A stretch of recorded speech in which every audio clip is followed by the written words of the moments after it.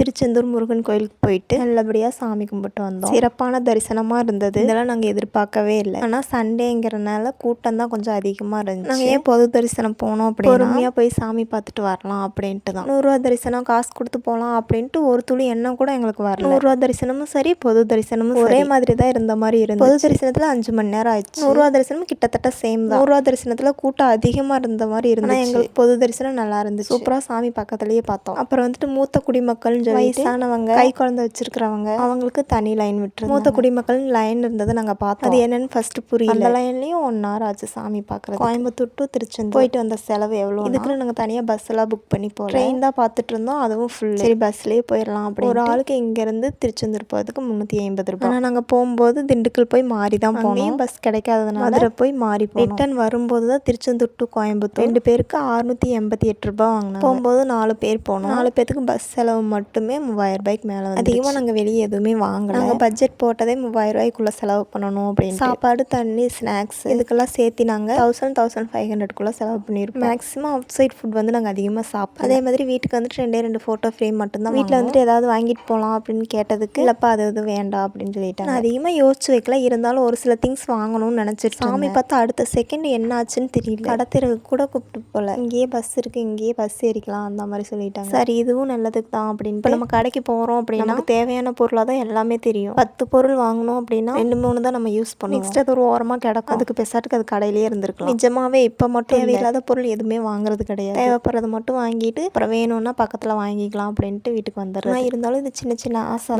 தேவைப்படும் போது வாங்கிக்கலாம் அப்படின்ட்டு விட்டுறது. அதுக்குன்னு சுத்தமாக வாங்காமலே இருக்கிறது இல்லை. கடலில் குளிக்கும் போது நான் வந்துட்டு எதிர்பார்க்கவே இல்லை. விரல்ல போட்டிருந்த மெட்டி தண்ணியோட போயிடுச்சு. அது லூஸாக தான் இருந்துச்சு. நானும் லூஸாக தான் போடுவேன். அதை கவனிக்கவே இல்லை. ஒரு காலில் மட்டும் இருக்கு, ஒரு காலில் இதுக்கும் நான் கடலில் ஒரு 5-10 நிமிஷம் மட்டும்தான் குளிச்சிருப்பேன். ஒரு கால் மெட்டி மட்டும் மிஸ் ஆயிடுச்சு. இதுவே வெளியே நடந்து போகிறப்ப வீட்டில் எங்கேயாவது தொலைஞ்சிருந்துச்சு அப்படின்னா அதை கண்டுபிடிச்சி எடுக்கிற வரைக்கும் எனக்கு மனசே கேட்க 1 மாதம் 2 மாதம் அது ஃபீல் பண்ணிகிட்டே இருப்பேன். ஆனால் அந்த கடலில் தொலைஞ்சிருச்சு, கண்டுபிடிச்சி எடுக்க முடியாதுன்னு தெரிஞ்சனாலேயே இன்னொரு கால் மெட்டியை மட்டும் கழட்டி வச்சுட்டு நார்மலாக இருந்தேன். அது ஏன்னு எனக்கே தெரியல. மறுபடியும் தண்ணிக்கு போகணும்னு ஆசையாக இருந்துச்சு. ஃபர்ஸ்ட் டைம் உள்ளே போகும்போது ரொம்ப பயமாக இருந்தது. செகண்ட் டைம் போகும்போது பயம் இருந்துச்சு, இருந்தாலுமே தண்ணியில் விளையாடணும்னு ஒரு ஆசை. நிஜமாவே பிளான் பண்ணி போயிருந்தா கூட இவ்வளோ சந்தோஷமாக இருந்திருப்போமான்னு எங்களுக்கு தெரியல. அதே மாதிரி கோயிலுக்குள்ளே போகும்போது ஃபோன் அலோடு கிடையாது. ஸ்டெப்பை விட்டு கீழே இறங்கும் போதே அவ்வளோ ஒரு மனசுக்கு நிறைவாக இருந்துச்சு. இப்போ நினைக்கும் போது கூட அவ்வளோ சந்தோஷமாக இருக்குது. பாக்கெட்டில் பன்னீர் இலை விபூதின்னு சொல்லிட்டு சேல் பண்ணி அது என்னன்னு தெரியல, அதனால நான் வாங்க. நெக்ஸ்ட் டைம் போகும்போது கண்டிப்பாக வாங்க. ஒரு 2-3 நிமிஷத்துக்கு மேலேயே சாமி நல்லா பார்த்தோம். சாமி பார்க்கும்போது இந்த ஆரோகரா சொல்கிறது கோயிலுக்குள்ளே சவுண்டாக அது சொல்லும்போது வைப் செம்மையாக இருந்துச்சு. சாமி பார்த்துட்டு திருநீர் வாங்கி உள்ள கொஞ்சம் நேரம் உட்காந்துருந்தோம். அந்த கோயிலை விட்டு வெளியே வர மனசே இல்லை. ஒரு 5 மணி நேரம் வெயிட் பண்ணி அவசரப்படாமல் பொறுமையாக சாமி பார்த்துட்டு வெளியே வந்தது இதுதான் ஃபர்ஸ்ட் டைம். அதுக்கப்புறம் அந்த கோயிலுக்கு பின்னாடி